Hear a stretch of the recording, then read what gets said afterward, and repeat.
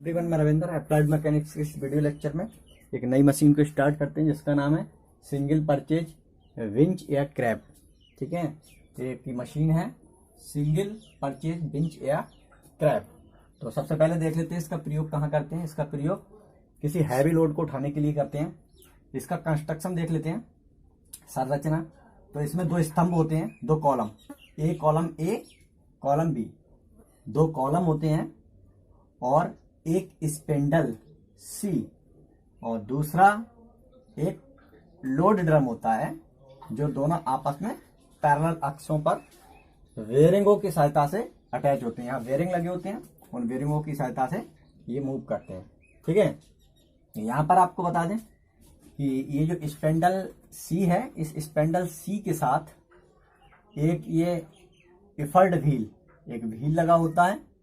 ये एक हो सकता है, दो भी हो सकते हैं, दूसरा व्हील इधर हो सकता है, यानी दोनों तरफ से इफर्ट देने के लिए एक व्हील इधर है, इधर भी हो सकता है, लेकिन यहाँ पर हमने एक व्हील लिया है। आवश्यकता अनुसार हम व्हील ले सकते हैं। ठीक है, तो एक पहिया होता है जिस पर हम प्रयास लगाते हैं और इसी एक्सेल पर, एक्सेल सी पर एक इफर्ट व्हील होता है और दूसरा इसी के साथ पिनियन एम जुड़ा होता है। ये पिनियन एम को मैंने यहाँ पर दिखाया है और इस पिनियन एम पर जो खांचे होते हैं वो उनकी संख्या T2 मानते हैं। ठीक है, मान लिया मैंने T2 है। ठीक, दूसरा हमारे पास जो ड्रम है उसके साथ एक और यहाँ पर ये गियर लगा होता है। ये जो दूसरा है गियर, ठीक है, ये गियर लगा होता है और इस गियर को हम स्फीयर और या मेन गियर बोलते हैं। ठीक है, तो यहाँ इसके साथ एक ये ड्रम अटैच होता है। ठीक है, और इस ड्रम पर रस्सी की सहायता से जो लोड उठाना होता है वो लोड अटैच रहता है। ठीक है, यहाँ पर एक हैंडल होता है।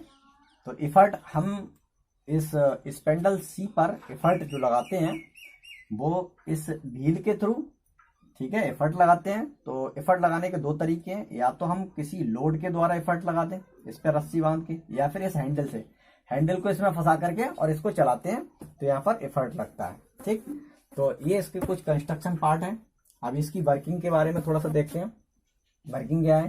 ठीक है, वर्किंग ये है कि जब हम स्पेंडल सी को हत्थे द्वारा, ठीक है, या इफर्ट व्हील द्वारा एक चक्कर में जो प्रयास देते हैं, ठीक है, जो प्रयास देते हैं यहाँ पर, ठीक, तो इसकी वर्किंग में यहीं से हम स्टार्ट करते हैं। इसकी वर्किंग क्या होती है कि सबसे पहले हम स्पेंडल सी को इस व्हील की सहायता से या हैंडल की सहायता से इसको प्रयास देते हैं तो स्पेंडल सी घूमता है। स्पेंडल सी क्या होता है? मूव करता है और इस स्पेंडल सी के साथ पिनियन एम अटैच रहता है। तो स्पेंडल जब घूमता है तो पिनियन भी घूमता है। ठीक है, स्पेंडल जब घूमता है तो पिनियन भी घूमता है।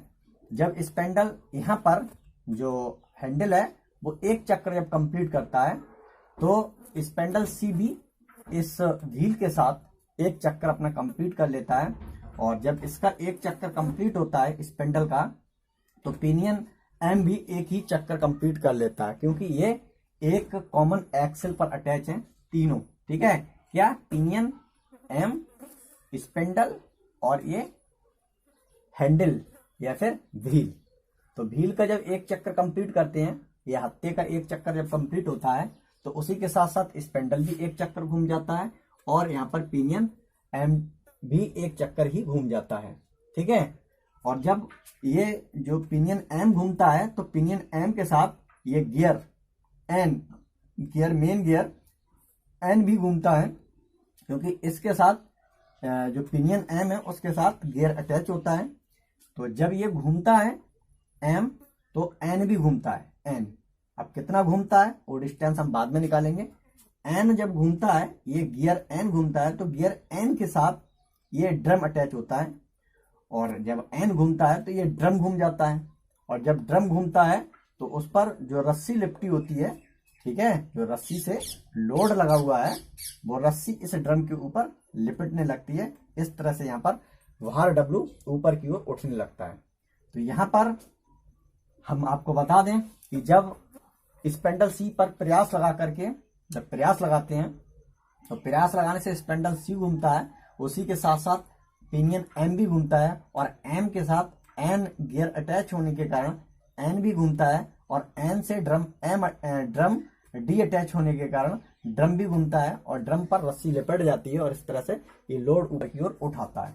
ठीक है, तो यहाँ पर एक चक्कर जब इसका कंप्लीट होता है, ठीक है, किसी प्रयास, जो प्रयास है व्हील के एक चक्कर कंप्लीट है, हत्थे के एक चक्कर जब कंप्लीट होता है, तो एक चक्कर में हत्था अपनी जो परिधि है उसके बराबर डिस्टेंस तय करता है। यानी प्रयास कितनी डिस्टेंस तय करेगा, वो इसकी अगर लंबाई एल है हत्थे की, हत्थे से अगर हम प्रयास दे रहे हैं तो ये 2πl के बराबर डिस्टेंस तय करेगा। अगर ये एक चक्कर में जो डिस्टेंस तय करेगा, एक चक्कर अपनी कंप्लीट करेगा, तो स्पेंडल भी एक चक्कर ही कंप्लीट कर लेगा, पिनियन भी इसके साथ एक चक्कर कंप्लीट कर लेगा। लेकिन ये जो है T2 दांतों वाला गियर एन, वो एक चक्कर कंप्लीट नहीं कर पाता, क्योंकि यहाँ पर इसका डायमीटर ज्यादा होता है। इस पर टीथ की संख्या यहाँ पर क्या है, T1 है, और यहाँ पर टीथ की संख्या T2 है। तो यहाँ रिलेशन ये होता है कि T1 की वैल्यू बड़ी होती है, T2 की वैल्यू छोटी होती है। तो यहाँ पर हमने माना है T2 दांतों की संख्या पिनियन एम पर T2 है दांतों की संख्या, और T1 क्या है, दांतों की संख्या गियर एन पर। गियर एन मैंने नाम दिया है इस गियर का, ठीक है, गियर एन पर दांतों की संख्या है। तो अब यहाँ पर प्रयास P द्वारा एक चक्कर में चलेगी दूरी कितनी होगी, प्रयास P अपनी परिधि के बराबर डिस्टेंस तय करेगा, सर्कुलर मोशन करेगा। तो एल अगर इसकी लंबाई है तो एल इसकी रेडियस हो जाएगी, या फिर मैं इसके डायमीटर को भी ले सकता हूँ यहाँ से, यानी d/2 भी ले सकता हूँ। ठीक है, तो यह मैंने हत्थे के लिए लिया है। ठीक है, हत्थे से प्रयास दे रहे हैं, एक चक्कर में प्रयास द्वारा चलेगी दूरी 2πl हो जाएगी। तो अगर हत्था एक चक्कर कंप्लीट कर रहा है, ठीक है, तो उसी के साथ साथ स्पेंडल भी एक चक्कर कंप्लीट कर लेगा, स्पेंडल के साथ साथ पिनियन एम भी एक चक्कर कंप्लीट करेगा। तो यहाँ पर पिनियन एम के एक चक्र में, ठीक है, जब ये भी एक चक्कर कंप्लीट कर रहा है पिनियन एम, तो ये एन कितने चक्कर कंप्लीट करेगा, इसको हमें फाइंड आउट करना है, क्योंकि एन के साथ ही लोड अटैच है। तो लोड द्वारा चलेगी दूरी हमको निकालना है कि भार द्वारा चलेगी दूरी, क्योंकि हम इसका फाइनली वेलोसिटी रेशियो निकालना चाह रहे हैं। ठीक है, इसका वेलोसिटी रेशियो क्या होगा, तो प्रयास द्वारा चलेगी दूरी अपॉन भार द्वारा चलेगी दूरी। तो प्रयास द्वारा चलेगी दूरी तो हम आसानी है, हमें निकाल सकते हैं, लेकिन लोड कितना चलेगा, देखिए लोड कितना चलेगा, लोड जितना ड्रम घूमेगा उतना ही तो लोड चलेगा, उतनी ही तो उस पर रस्सी चढ़ेगी, और ड्रम कितना घूमेगा, जितना ये गियर एन घूमेगा। तो गियर एन कितना घूमेगा, इस पर कितने दांते बने हुए हैं उस पर डिपेंड करेगा। ठीक है, कि कितने दांते हैं, तो यहाँ पर एन कितना घूमेगा वो डिपेंड एम पर करेगा, और एम किस पर डिपेंड करेगा, स्पेंडल पर, और स्पेंडल डिपेंड करेगा हत्थे पर। ठीक है, तो यहाँ पर मैं बात करूं तो कह सकता हूं कि जो पिनियन एम है वो एक चक्कर जब कंप्लीट करता है, एक पिनियन एम के एक चक्र में, ठीक है, एन के चक्रों की संख्या, गियर एन के चक्रों की संख्या कितनी होगी, तो यहाँ पर गियर एन के चक्रों की संख्या, ठीक है, गियर एन इसके चक्रों की संख्या कितनी होगी, T2 गुणे 1/T1। ये क्यों होगी, ये इसलिए होगी क्योंकि यहाँ पर ये जो M है वो लगभग, अगर मान लीजिए इसका डायमीटर कम है ना, और इसका डायमीटर ज्यादा है, ये इसके साथ अटैच है, तो जो पिनियन M है वो 2 या 3 लगभग चक्कर, अगर 2, 3 या 5, 4 चक्कर कंप्लीट करता है, तो इसका एक चक्कर कंप्लीट कम से कम हो पाएगा, क्योंकि इसका डाया ज्यादा है। भाई छोटा डाया वाला ज्यादा स्पीड से घूम पाएगा ना, ज्यादा चक्कर लगाएगा, तो इसका एक चक्कर कंप्लीट होगा कुछ इसके रिवॉल्यूशन में, यानी एम के कुछ रिवॉल्यूशन लगेंगे इसको एक चक्कर कंप्लीट कराने के लिए। ठीक है, तो यहाँ पर हम इसको ये चीज ध्यान रखेंगे। ठीक है, तो इसको ध्यान में रखते हुए हम गियर एन के चक्रों की संख्या अगर निकालना चाहें, तो गियर एन के चक्रों की संख्या क्या होगी, ठीक है, इसके रिवॉल्यूशन यानी T2 गुणे 1/T1, ये रिवॉल्यूशन हो जाएगा, क्योंकि इसके चक्कर कितने होंगे, 2-3 चक्कर अगर इसके रिवॉल्यूशन कंप्लीट हो जाएंगे, एम के पिनियन एम के 2-3 रिवॉल्यूशन अगर कंप्लीट हो जाते हैं, तो कहीं जाकर के गियर एन का एक रिवॉल्यूशन कंप्लीट हो पाएगा। तो गियर एन का चक्रों की संख्या, गियर एन के चक्रों की संख्या कितनी होगी, T2 गुणे 1/T1। ठीक है, तो अगर ये हमने एन के रिवॉल्यूशन की संख्या निकाल ली, तो एन जितना रोटेट होगा उतना ही ड्रम रोटेट होगा, है ना, क्योंकि ये सेम एक्सेल पर है, जितना एन ये गियर एन रोटेट होगा उतना ही ड्रम रोटेट होगा, यानी एन के जितने रिवॉल्यूशन होंगे उतने ही इस ड्रम के रिवॉल्यूशन होंगे या सिलेंडर ये जो मैंने अटैच कर रखा है उसके रिवॉल्यूशन इसके रिवॉल्यूशन के बराबर होंगे। तो यहां पर मैं कह सकता हूं गियर एन के चक्करों की संख्या, ठीक है, ड्रम या बेलन के चक्करों की संख्या जिस पर लोड अटैच है, तो वो कितना हो जाएगा T2/T1, ये सेम रहेंगे, ठीक है। तो अगर ये हमने यहां पर निकाल लिया, ठीक है, बार W द्वारा, ठीक है, चली गई दूरी, तो बाहर W द्वारा दूरी कितनी चली जाएगी, W जितनी इस पर रस्सी लिपटेगी, है ना, तो रस्सी कितनी लिपटेगी उस रस्सी को हमें निकालना है कि W बाहर द्वारा कितनी दूरी ट्रेवल होगी, तो वो कितनी होगी, यानी जो ड्रम है, ड्रम के चक्र है ना, ड्रम के चक्र कितने हैं, तो ड्रम के चक्र तो N गियर के बराबर है, वो कितने हैं T2/T1, ठीक है, और गुणे हम इसकी रेडियस, यानी ये अपने रेडियस के बराबर है 2πr, ये R मैंने यहाँ पर एज्यूम कर ली इसकी रेडियस, ठीक है, यहाँ मैं इसको दिखा दे रहा हूं, ये स्मॉल r ये ड्रम की रेडियस है। तो यहाँ पर देखिए जो रिवैल्यूएशन है ड्रम के वो कितने हैं T2/T1, अब यहाँ पर इसकी जो रेडियस है उससे हम मल्टीप्लाई कर देंगे 2πr, तो ये जो ड्रम है वो इतनी डिस्टेंस जो है प्रयास को मतलब भार को उठा सकेगा, ठीक है।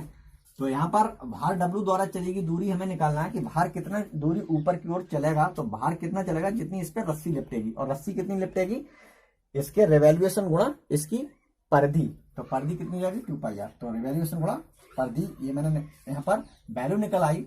अगर ये निकल आई तो हम इसका वेलोसिटी रेशियो निकाल देंगे।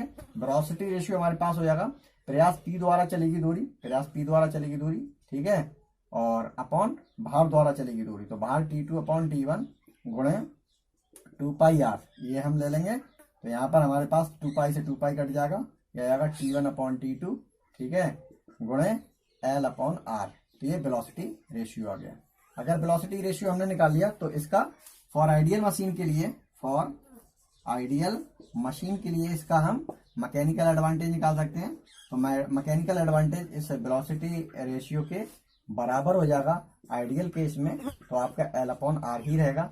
ये आपको फार्मूला ध्यान रखना है, ठीक है। आप किसी बुक से नोट कर सकते हैं, किसी बुक में दे रखा हो, ठीक है। इसका डायग्राम अच्छा सा आप किसी और बुक से भी बना सकते हैं, ठीक है, या फिर आप नेट से बना सकते हैं, ठीक है, इंटरनेट से आप इसका डायग्राम अच्छा सा बना सकते हैं, या किसी बुक से बना सकते हैं, ठीक है। डायग्राम आपके सामने है, ठीक।